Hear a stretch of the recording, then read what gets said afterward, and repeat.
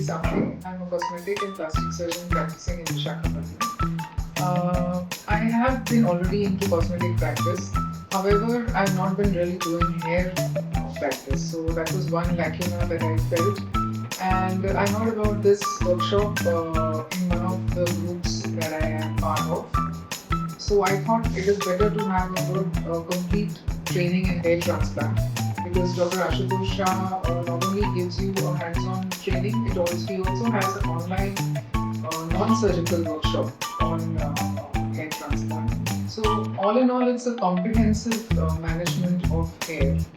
And as a plastic surgeon, I think this is extremely important to complete the entire armamentarium of cosmetic surgery practice.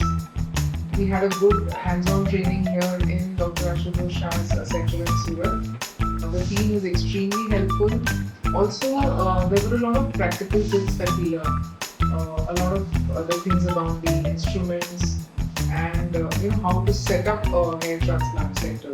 So that way, it was an extremely helpful course, and I would highly recommend this course to